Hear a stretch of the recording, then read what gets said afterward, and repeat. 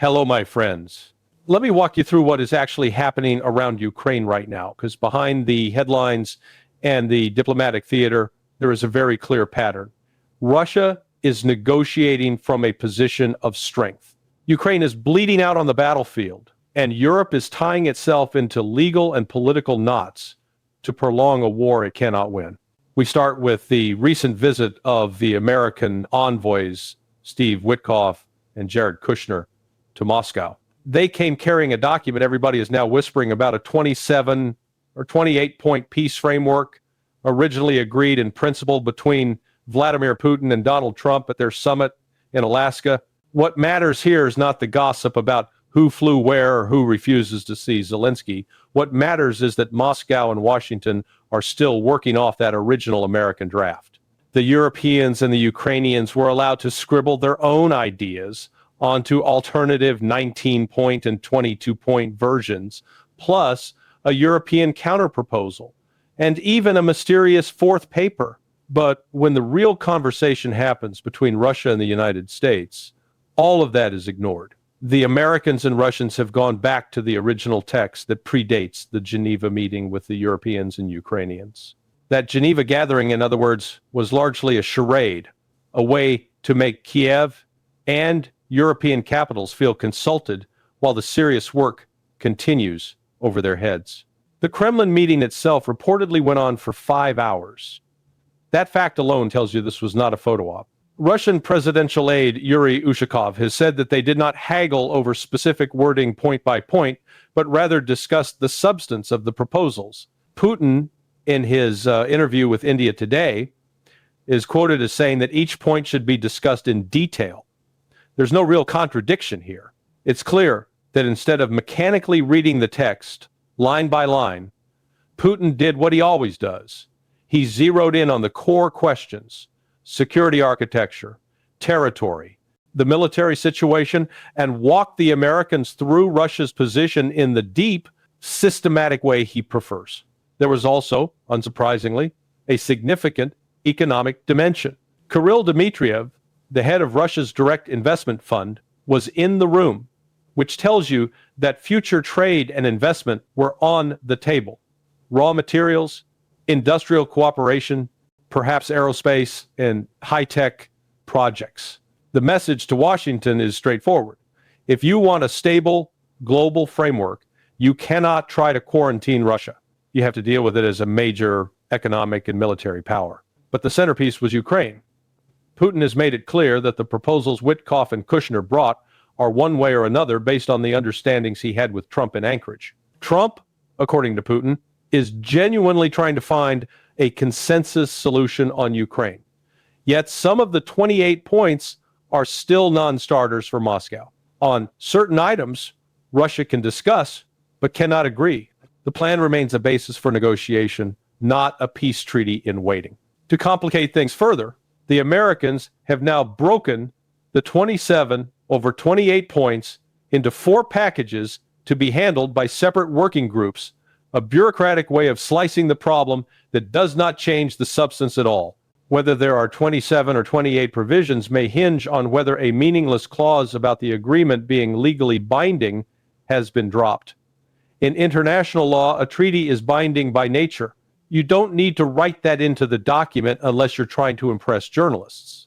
The key, however, is what Moscow actually offered Kiev at the outset of this war and what it is insisting on today. Putin recalls, and Russian officials have consistently confirmed, that on 24 February 2022, the first day of the special military operation, a senior Kremlin official called Kyiv.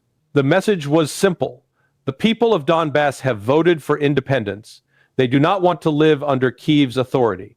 If Ukraine withdraws its forces from all of Donbass, there will be no military action. No demand to occupy all of Ukraine, no scheme to annex the entire country or stage regime change in Kyiv. Just pull your troops out of Donbass and we will sit down and settle the remaining issues. That phone call alone demolishes the now standard Western myth that Russia set out in February 2022 to conquer and annex all of Ukraine. This narrative is endlessly recycled by commentators, including some who claim to favor negotiations.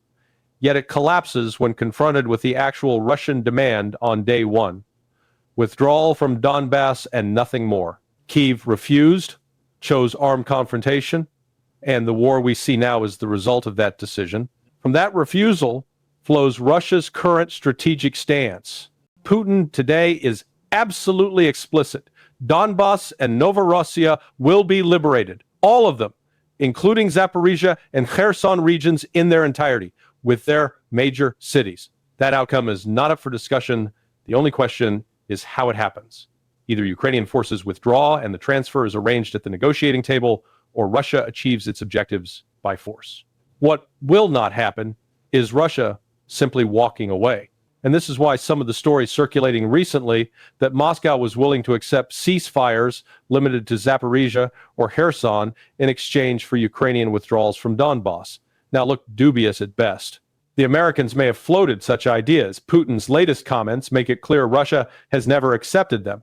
And Kiev, for its part, has refused any proposal that involves a serious withdrawal from Donbass.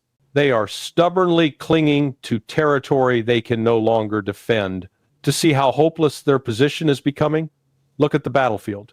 For months, Western media have parroted Ukrainian claims that they are holding Pokrovsk, that they have recaptured parts of key towns, that the situation is under control. Now, for the first time, we see reluctant cracks in that propaganda. Even Bild, the most rabidly anti-Russian tabloid in Germany, has published reporting that tracks almost exactly with what the Russian Ministry of Defense has been saying for weeks. Their correspondent managed to contact Ukrainian troops trapped in Mirnograd, and those soldiers admit they are encircled, completely cut off, supplied only sporadically by drone drops of food and ammunition. They confirm that Pokrovsk is firmly in Russian hands and estimate that around 1,000 Ukrainian soldiers remain in the cauldron. They are cold, hungry, and bewildered, still demanding that their high command either break through to relieve them or authorize a withdrawal. Notice what they don't say. They don't mention threats from Kyiv to bomb them if they surrender or punish their families, claims Russians have relayed from their own interrogations and intelligence. What you hear instead is something almost worse. These men appear to have been lied to by their own leadership about the true situation. They still cling to the belief that Kyiv can rescue them, just as the Azov fighters in the Azovstal plant in Mariupol in 2022 begged the Ukrainian authorities for an extraction that was never realistically possible. Back then, those trapped troops also didn't seem to understand how thoroughly they'd been cut off until the moment came when they broke and surrendered en masse. We may soon see a similar collapse in Mirnograd. On the broader front, the pattern is the same. Russian forces now control Pokrovsk and Mirnograd. They are reported to be advancing in Hryshyn, taking 30-40% of the settlement and pushing further north. Radensky appears to be fully under Russian control. Villages like Suketsky, Novoshakhtinivsky, and Vladimirovka are being recaptured. There are reports of fighting in Sukaya and of Russian troops fighting inside Kostiantynivka, where they likely control around a third of the town and are pushing toward the supply lines coming in from the north. The garrison there faces eventual encirclement, just like the troops in Mirnograd. Elsewhere, Russian forces are reported to be fighting inside Lyman, controlling perhaps a third to 40% of the town, while the Ukrainian garrison in Seversk is effectively trapped, with Russia in control of roughly half the settlement. The battles continue, but the direction of movement is always the same. Russian advances, Ukrainian retreats, and positions that become progressively untenable for Kiev's forces. In Zaporizhia, the situation is equally dire for Ukraine. Russian troops are said to have mostly captured the town of Stepnohirsk, south of the city of Zaporizhia. A small Ukrainian detachment is still holed up in the administration building and a cluster of high-rises in the central square, but they are surrounded by a Russian airborne division.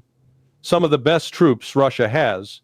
Once that pocket is cleared, Russia will have a stable launch pad only about 20 kilometers from Zaporizhia city. From there, they can saturate Ukrainian positions inside the city with FPV drones, Lancet loitering munitions, and a host of other systems, steadily eroding Ukrainian defensive capabilities. Simultaneously, the battle around Huliaipol continues. Russia is pushing north towards Varvarivka, clearing villages and working methodically towards taking Huliaipol itself. North of that area, Ukraine has built a heavily fortified line, dragon's teeth, barbed wire, mines, trenches, but it is a relatively narrow belt compared to the deep, layered defenses Russia built against Ukraine's much-touted counteroffensive in the summer of 2023. Russia's line back then had extensive minefields and 3 powerful defensive belts. Kyiv never truly breached it except at one minor point, and never had realistic prospects of breaking through operationally. The Ukrainian defensive line near Huliaipol is formidable only to the extent that there are troops to hold it. Once Russia cracks it, the terrain opens all the way to Orikhiv, and then you can easily imagine a pincer movement. Russian forces advancing from Huliaipol in the east and from Stepnohirsk in the west, closing around Orikhiv and creating yet another cauldron. All of this takes place under Russian air dominance. Su-34 fighter bombers are operating freely, dropping massive precision-guided munitions, including 3-ton bombs designed specifically to obliterate fortifications. Once those are brought to bear on that narrow fortified line north of Huliaipol, it will not stand for long. Taken together, Pokrovsk, Mirnograd, Kostiantynivka, Lyman, Seversk, Stepnohirsk, Huliaipol, the encirclement threats and the steady erosion of Ukrainian positions, what we are seeing is the progressive destruction of Ukraine's army east of the Dnieper. Which brings us to the central question. Why does Kyiv refuse to do the obvious military thing and pull back to the Dnieper? As one experienced military observer wrote shortly after the failure of the 2023 counteroffensive, if Ukraine wanted to preserve its army, it should have conducted a fighting retreat to the west bank of the river, accepting that everything east of the Dnieper was effectively lost. Instead, Kiev has kept large parts of its forces east of the river, feeding them into one attritional battle after another, making it easier for Russia to destroy them. One likely explanation is psychological and political rather than military. The current Ukrainian leadership is haunted by the winter of 2022, when a relatively small Russian force, perhaps 20,000 men, encamped around Kiev. That contingent was nowhere near large enough to storm and hold the capital against organized resistance, yet Zelensky looked visibly shaken, on the verge of collapse in his press conferences. The trauma of those weeks has never left the Maidan regime.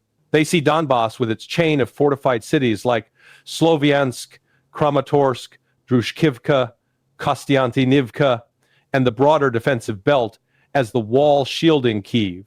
If Donbass falls and the fortified line breaks, Russia gains full maneuver space. Then a large Russian army can roll west, threaten Kharkov and other cities, and ultimately place Kiev under a serious siege with far more forces than in 2022. In that scenario, the capital becomes indefensible. So Kyiv's leadership clings to Donbass not because the region itself is strategically irreplaceable, they have already written off Crimea in practice, but because they fear that losing Donbass means losing Kyiv, and losing Kiev means losing the very claim to rule Ukraine.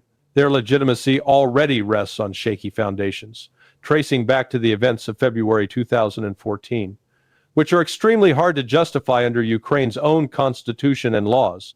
That is why Russia calls it a coup. If a Russian-backed or even simply neutral government were ever established in Kyiv after a military defeat, the current leadership's right to represent Ukraine would evaporate overnight. They know this, and so they sacrifice their army in Donbass to postpone the inevitable reckoning. If that explains Kyiv's suicidal stubbornness, Europe's behavior is, in some ways, even more irrational. European leaders have systematically opposed every fumbling attempt by Washington to move toward a ceasefire or a frozen conflict. At the same time, they have embarked on a bizarre and legally dangerous crusade to seize Russian sovereign assets parked in European financial institutions and use them to fund Ukraine. 2 recent Financial Times articles, quoting European officials, revealed just how reckless this has become. The president of the European Commission and some of her allies are trying to use emergency powers to raise around 140-210 billion euros in loans, secured on Russian central bank assets frozen in places like Euroclear in Belgium. The proposal seems to have 2 overlapping aims: either to override national vetoes so that reluctant states like Belgium cannot block the scheme, or to lock the assets irreversibly into EU jurisdiction by making their return dependent on unanimous approval in the European Council, something that becomes politically impossible once the money is leveraged and spent. European officials themselves describe these plans as crazy, extraordinarily difficult, and akin to driving straight into a wall. EU legal experts warn that there is no genuine economic emergency in the internal market that would justify invoking such powers, and that trying to treat the mere possibility of having to return stolen assets as an emergency is logically circular. You create the problem by seizing someone else's property, then claim emergency powers to avoid the consequences.